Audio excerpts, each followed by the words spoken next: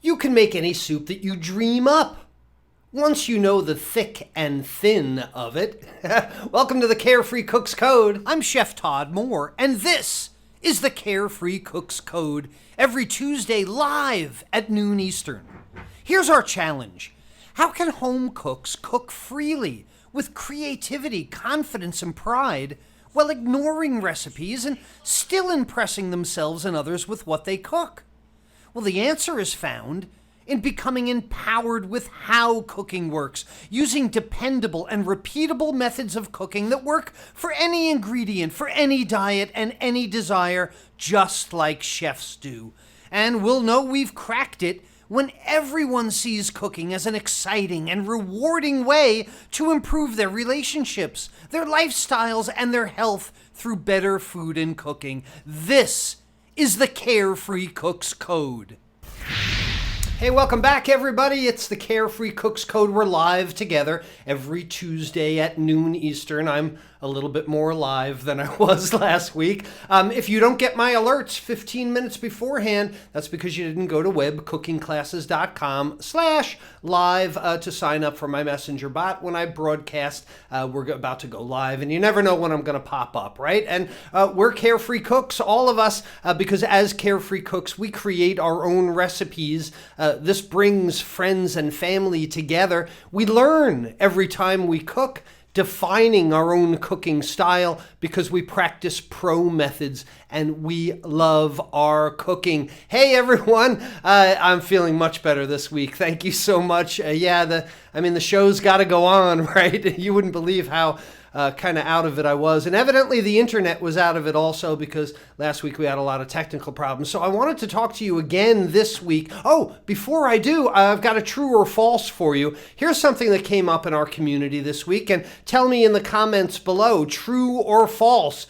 When you're using tin foil, you should always cook with tin foil shiny side up because it reflects the heat. True or false? Tell me in the comments below whether this cooking statement is true or false. We've been talking about it in the Carefree Cooks community this week, so a lot of you might know the answer already. But I wanted to talk to you again because you know what cured me last week? That horrible head cold I have. I always say that I'm not a snotty chef like so many of the celebrity chefs are. Well, I literally oh, never mind. You don't want to hear about this. But what cured me, what eventually solved the whole thing, was soup. Stocks, having your own stocks and broths, making your own soups in wintertime when it's so cold. It feels so good and it can cure you as well. And, perhaps there's no other part of the kitchen that a chef can express their own imagination, their own creativity as much as putting soups together because it's such a wide variety of ingredients. There are seasonings and garnishes. It's pretty much endless. But you still need to understand the basic procedures behind making any of these kinds of soups. Like you hear me say in the 5 Skills webinar, you learn the rules like a pro and then break them like an artist, from Pablo Picasso. Yes, soups can be anything, but within a realm of the methods that will make that anything a quality anything. And you can make great soups from anything, from the finest ingredients, from the most expensive to leftovers, garbage soup.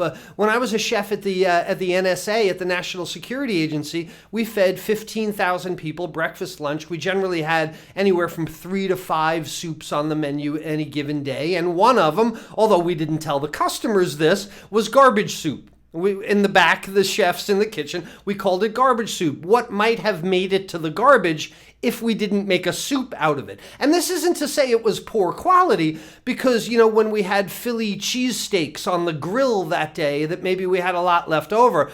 I got news for you. A Philly cheesesteak soup is really, really good, but there isn't a lot else that you can do with it. But all of these soups, to get them classified so you can learn this quickly, so you can put this into use into your kitchen right away. I always like to classify things. I always like to break things down. And the soups are always classified by the cooking technique or their appearance. And one kind of yields the other, right? So your soups are either clear or thick, is what it comes down to. There are only 2 kinds of soups. Well, wait a minute. There's three kinds of soups because there's a clear soup, and this is made from broths, and there's also thick soups, but thick soups are broken into two categories in the way that you thicken them. They're either cream soups or puree soups. And we're going to talk about this in just a second. But let's talk about clear soups first. All clear soups start off as broths. And this is why the quality of that broth is the most important part of any clear soup, because it's the only ingredient. Done.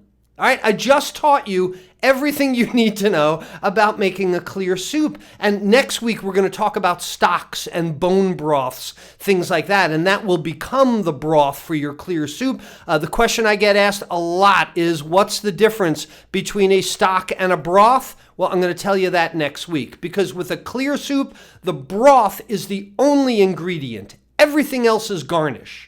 And I don't mean garnish like the piece of parsley on your chicken parm, you know? I'm going to explain that in a minute. But broths are finished items. I mean, you can have a soup that is simply a chicken broth, or it can become a base for any kind of other soups. But now transforming a broth into a broth-based soup is where you start adding the ingredients. And what ingredients do you want to add? Any of them. If you want to make a vegetable-based broth soup, then go ahead and poach each ingredient either separately by steaming it, or go ahead and throw it right in the broth and let it cook. Then you're adding more flavor. So if you're using carrots and mushrooms, obviously, if you put them in the broth at the same time, cook them for the same length, the mushrooms are going to be mushy and the carrots are still going to be hard. So some things might need to be poached or steamed beforehand, but they have to cook long enough to soften the texture, because don't forget, you're going to eat this on a spoon, not with a knife and fork,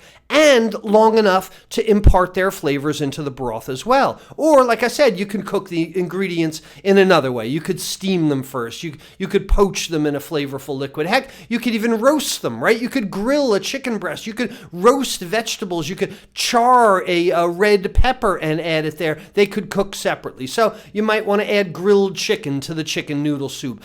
Maybe you're making a beef barley soup, and you would go through the process of braising the beef first, so it's really flavorful and fall apart. You get the idea? Because appearance is so important in a broth-based soup, because it's naked to the eye, right? So you got to pay special attention to cutting up your ingredients. The pieces have got to be uniform. They've got to be visually appealing. And remember, they have to fit on a spoon. This is a pet peeve of mine when I get a soup with these gigantic pieces of meat or carrot or dumplings or anything that you have to try and press against the side of the bowl with your spoon and use the edge of the spoon like a knife. That's bad. You know, that's bad knife skills. It's got to fit on a spoon if it's a soup. And the garnishing is really important also. When applied to soups, garnishing really has two definitions. The first of it is, like we all know, as a decoration. So if you want to communicate with the diner that this soup has a crab in it, you might float a few pieces of crab on top, or an herb, or a bit of parsley, or if it's spicy, maybe make sure the red pepper is visual, or a little bit of jalapeno. So you're communicating to the diner. But the second not only refers to it as a decoration, but as the critical components of the soup. So, for example, you have a cream of broccoli soup. I'm getting ahead of myself. But all right, let's say broccoli in a broth-based soup. You want to make sure that the broccoli isn't all mashed up. You want to make sure that there's at least one communicating to the diner, or just the noodles in your chicken soup, in your chicken noodle soup. What kind of noodles that you put in there is a garnish. Are they long noodles? Are they round noodles? Are they little pastinas, or maybe rice like risotto? These are garnishes. So everything you put into a broth soup is naked to the eye and is a garnish for the diner to see, to communicate to anticipate what's going on. Well, now that's different from a thick soup. And there are really two kinds of thick soups, as I said. There are cream soups and pureed soups. And there's really a very simple difference. The difference is cream soups are thickened with a roux or other kind of starch, while the pureed soups rely on the puree of the main ingredient for thickening. And pureed soups are one of the easiest soups in the world to make. I mean, a clear soup, you got to know how to make a stock. A cream soup, you got to know how to make a thickening agent or a roux. But a pureed soup, if you have a stick blender, you can pretty much make anything out of a pureed soup. But most cream soups are made by by simmering the main ingredient, broccoli or cauliflower or carrots or ginger, whatever it might be, in a flavored broth, and then thickening this with either a white sauce or a thickening agent like a roux. And very often, then you puree it and strain it anyway. So isn't it a pureed soup, chef, if you're pureeing it? No, it has a thickening agent, so it's a cream soup. And then you adjust the consistency. You might add some cream to it or mount with a flavored butter, menthe au beurre. But one thing you don't ever do is add cold milk or cream to a hot soup, because you can curdle the cream. So if you're going to mount a soup at the end with cream, and again, you don't make a soup out of cream. You don't use roux to thicken cream. That's just too much fat. You use roux to thicken milk, and then you add cream. But if you're going to do that to a cream soup, heat the cream first, or bring the milk or cream to a really slow simmer. And don't ever boil a creamed-based soup either, because that's going to make it break. But a pureed soup is a lot hardier. It doesn't break. It's hard to mess up, because really what you're doing is you're simmering the main ingredients in a flavorful liquid, a stock or a broth or a sauce, and then you're really just pureeing and adjusting for consistency. It's that easy. So if you want to go through a step-by-step procedure for making any cream soup, you take a soup pot and you sweat vegetables. Maybe it's onions or garlic or carrot or celery or anything like that. Then, similar to a saute method, you'll add some stock, kind of deglazing, and then you're going to thicken the soup either by adding flour to the fat saute and then adding liquid, or having a previously made roux that you can put in there, or a previously made white sauce. Bring it to a nice little simmer, sweat the vegetables, as I said. You can begin the thickening either by adding flour to the fat, making a roux and adding your liquid, or adding the liquid, bringing it to a simmer, and then adding your cold roux, or with a white sauce, as I said. Then softly, gently simmer. The idea is to macerate, is to get flavors into this liquid, not to cook it as quickly as possible by simmering it, by boiling it. Add any softer vegetables you want, bits of broccoli or asparagus spears to communicate to the diner. Puree the soup and strain it. Finish it with hot milk or cream, and then adjust the seasonings for the flavors that you want. So if you can basically, either in a dry process, cook some vegetables, add flour to make a roux, add liquid to make either a velouté or bechamel sauce, then you can puree it and make a thickened soup. Or if you saute those vegetables in fat and then add a liquid and then a thickening agent, you've accomplished the same thing. All right, so that's the big difference. A cream soup has a thickening agent. A pureed soup is made by cooking starchy vegetables or beans, legumes, things like that in stock or broth, and then pureeing all of it, or pulling half of it out, pureeing half to 3/4, and then adding the chunky part back. It all depends on the texture that you would want. You can make pureed soups out of beans, peas, lentils, any number of vegetables, cauliflower, celery, turnips, beets, potatoes. I mean, think of the wide range of things that all you really have to do is simmer it in a flavorful liquid and then puree it, and it adjusts the consistency, and you've got soup. I mean, it couldn't be easier than that, and it's so much fun to do when you start making your own combinations. You can add diced potatoes at the end, again, smoother or chunkier. You can puree some or half of it, but here's our procedure for pureed soups. Again, we're going to sweat any hard vegetables in fat. You could also, if you're trying to reduce fat in your diet, you could also steam or just poach these vegetables and skip that step. Add your cooking liquid, fill up the pot for as much liquid as you would like. Then you're going to simmer the main ingredient in the liquid, making it soft. Strain the liquid from the solids because we don't know how thick or thin we want this soup yet. Go ahead and puree the solids, adding a little bit of liquid each at a time to get it to the consistency that you want. Then you can mount it with hot cream or milk to make it a lighter color, or even mount it with another puree, with puree of celery or any other vegetable that you want, or larger chunks of vegetables. So now you have a very creamy soup with bits of an ingredient that communicates to the diner. Now, the third thing I want to talk to you about is bisques, chowders, and cold soups. Now, I'm not going to get on my soup box today. That was a great pun I didn't even intend. Get up on your soup box. I'm not going to get on my soap box today about bisques. I will simply state that the traditional definition of a bisque is a chowder, is a soup, a thickened soup made with the shells of shellfish. So that makes a tomato bisque a non-entity. It doesn't exist. But traditionally, bisques are a soup thickened with rice. It's that simple. In times where you didn't have flour, in times where you didn't have butter or arrowroot or cornstarch or any of these other thickening agents, but you did have rice, just simmering the rice, making rice in a flavorful broth thickens that broth because it's gelatinization of starches. The rice absorbs the liquid and swells, right? It absorbs a lot of this liquid and hence thickens the liquid as well. You can also puree the rice to thicken a true bisque. But really today, bisques are made from a combination, really kind of a cream soup with a pureed soup procedure. Usually there is a roux, some kind of thickening agent in a bisque these days, in a lot of lobster bisques, in a lot of seafood bisques. But generally, they're made from shrimp shells,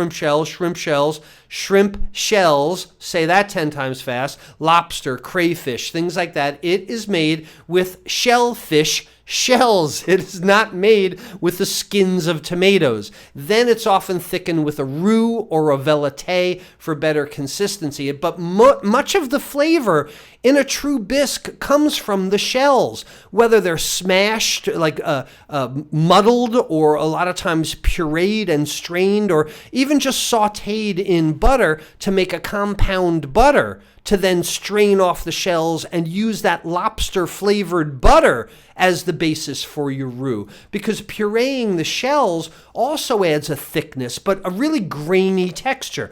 And if you go to, I don't know, a fancy restaurant or a Colonial Williamsburg in Virginia where they're doing colonial recipes, you will get a bisque that should have bits of shell in it because they didn't have a Cuisinart, or electricity, and it's the shells that thickens it. So let's go through the basic bisque procedure. You caramelize your mirepoix and the shells in fat. This is a much higher heat process than a cream soup, a thickened soup, or even a clear soup, because we want to caramelize things. We want to put color on this. So caramelize everything first. Then generally you deglaze with a liquor, a sherry or a brandy, something very earthy.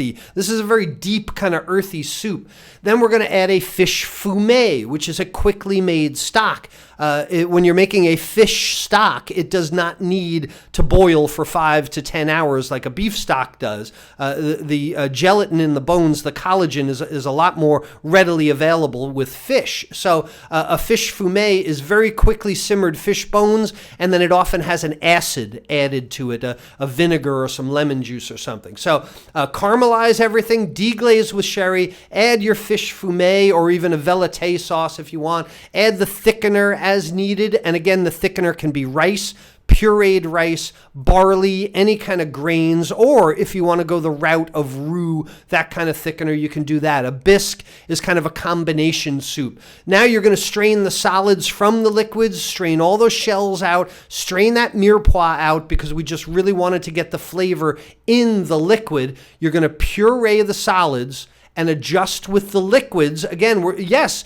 you're putting bits of pureed shells into your soup in a traditional bisque, but then we're going to strain it again through finer mesh or a cheesecloth or a china cap or what's called a chenois in a professional kitchen. It's a very fine mesh pointed strainer. You'd run it through chinois, mount it with milk or cream at the end, and then what would be really cool, again, we want to communicate to the diner, is to add maybe some steamed lobster, or if it's a shrimp bisque, you put a little bit of shrimp in the middle so that you can communicate with the diner, or make a compound butter. Maybe you can mount it with a shrimp butter or your lobster butter, right? So when you start thinking about really good winter soups this year, when you think about the healing qualities of a great soup, think about the category first before you go for the ingredients. Like, don't say, am I going to make a chicken soup first? Say to yourself, am I going to make a clear soup or a thick soup first? What do you feel like? Because that's really the craving that comes in. You know, when you're sick, when you got the winter cold like I did last week, you really want to give in to those cravings because they make you feel so much better. So clear soup or thick soup. And if you think about a clear soup, then you got to think about the broth. Think about what you're going to garnish it with. It can all be cooked right in the broth if you're spacing it out or par cooking things. Or maybe you're thinking, oh, I really want a thick soup. You know, I really want some kind of stick to the ribs thing. Well, then you got to think about what thickening agent you're going to use. A clear soup, think about your broth or stock. A thick soup, you got to think about the thickening agent. How are you going to thicken it? Like a bisque with rice or barley or shells, or like a cream soup with a roux or cornstarch, or if you're gluten-free, the things that are appropriate for your diet, arrowroot thickeners, or even a puree soup with pureed beans or something. And then a whole world of soup opens to you. You start to create the soup that you want, because you have dependable methods and the ingredients that you desire. So when I tell you that there's only 3 soups known to all of mankind, are you believing me now? Don't you think that there's really only 3 soups? There's a clear soup, there's a soup thickened with a thickening agent, and there's a pureed soup. What you want to do with that, go do. I don't care what you do it to. I care the methods that you use. And doesn't it make cooking seem so much easier? Even when you're ill, that you can finally whip up a really good soup and be proud of it, you know? Look, I go scrolling through our Carefree Cooks community on a weekly basis, and I don't know, we could call it the dish of the week if you want, but it's not a competition. It's just, and I know you do it too, you scroll, and then, you know, something stops you. And all of a sudden you see this picture that's like, hey, what's that? I really want to know a little bit more about that. And the first scroll stopper, maybe that's what I should call it, was Anne. Anne did a smoked candied salmon. Get your head around that for a minute. Smoked candied salmon on sauteed organic field greens on top of brown rice with sauteed onion, garlic, ginger, and red pepper. It's, first of all, it's a beautiful dish. The whole concept of smoked candied salmon just stopped me immediately. But then again, what I recognize is the cooking methods that goes into this. Smoking and curing and the whole osmosis effect that when you put salt and sugar with salmon that it pulls the moisture out. It's so cool. And then you're working with greens, right? Cooking greens is very delicate. And then you got rice, cooking brown rice. It's got the outer coating on it. It's so much more difficult to cook. And then you got to saute, and you're sauteing with butter, and the butter can burn, and onion cooks different than garlic and ginger and red pepper. You know, these are the things that go through my head. Right? These are the things that I say, wow, it's a pretty picture, but there's a lot of skill that went into that. Congratulations to you, Anne. Randy is talking about cooking methods, saying that he loves the combo methods every day. It's getting easier and easier because he starts with an idea and then he starts to cook. And this might be Randy or Peggy, I'm not sure, but they started with a red onion rice pilaf. And in web cooking classes, we teach how to do a pilaf method with rice. So I thought that was pretty impressive. But these scallops stopped me in my scrolling tracks because scallops are so hard to cook. You know, they go from raw to rubbery in a minute. And if you're trying to actually get color on them and still have them be tender, boy, that shows being able to control the heat. And Randy and or Peggy sauteed this in garlic with a rosemary butter sauce. Making compound fats to cook with is a way to become a truly carefree cook as well, because then you're adding levels of flavor. And congratulations also to, this was shrimp also. Randy and Peggy were sauteing shrimp. I love that. Congratulations to Frank. Frank won the chili cook-off at his wife's workplace yesterday with a vegetarian chili from scratch. Kidney beans, pintos, carrots, celery, onion, red pepper, corn, Yukon potatoes, fire roasted tomatoes, scratch-made vegetable stock, Boca burger crumbles, spices, chili powder, cumin, smoked paprika, cheddar cheese, slices of avocado, sour cream. Anybody that says that you can make a chili just by throwing a bunch of stuff in a crock pot has got to talk to Frank.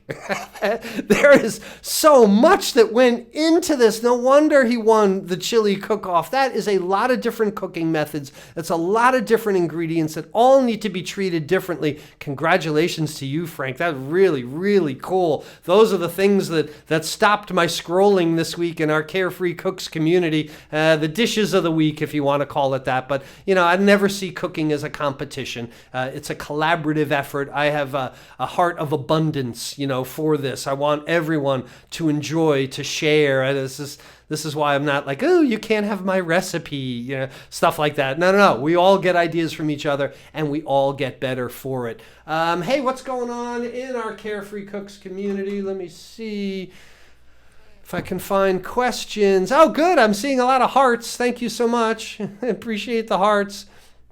Let's see. Who's asking me? We go to the top. Hello, Chef. Hi, Chef from Colorado Springs. Mary is with us.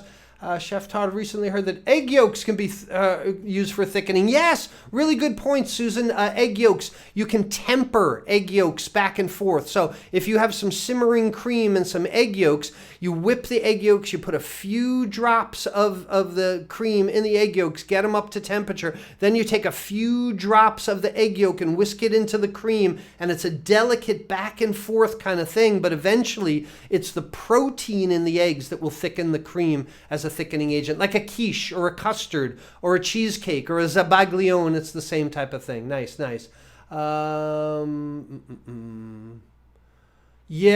Brenda, good reminder. Thank you, Brenda. Do not put a hot soup in your blender to puree. Pressure will build up in that blender with the steam, and it will blow the lid off and scald you all about the face and neck. Don't put hot soup in a blender. Good reminder. Get one of those stick blenders. You know, if you guys love like the sous vide stick and the Instacooker that I don't understand at all, if you want to buy a gadget, get a stick blender. Those things are to smooth out your sauces and make great soups, things like that. Now, Richard is saying the shells add a delicious crunch. I know you're being funny, Richard, but the idea is that it's a thickening agent. And you strain them out. You put them through cheesecloth and fine strainers and so on. I know you're being funny. That's okay. Anne is with us. Congratulations, Anne. What a concept, Melanie says. That's good. Carla is with us. Chicken soup. Boy, when you're ill, I would just go buy some bones, chicken bones, and start simmering them.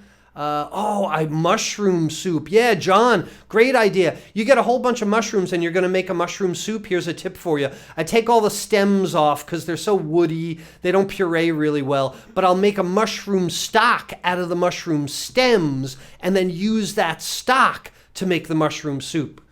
Good suggestion, John. I like that. Dried porcinis. That's a really good idea.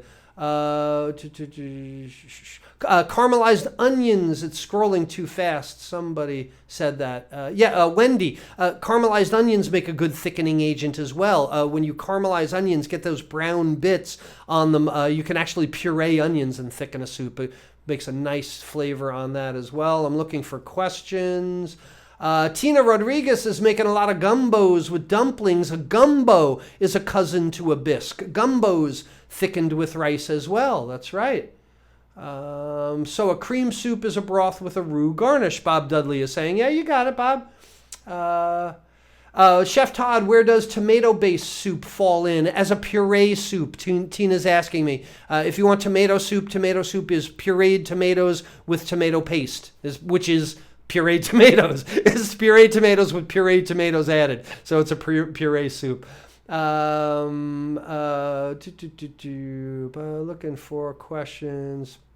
Oh, Donald likes the hat. Yeah, I'm still a little cold. Of course, you can go to our Web Cooking Classes store and get all kinds of Web Cooking Classes stuff at webcookingclasses.com/store. I am still looking for questions, and I don't see any more questions. That's good. So, let me get to the true or false, right? I asked you at the beginning of the show, true or false, you should always cook with the tinfoil shiny side up because it reflects the heat.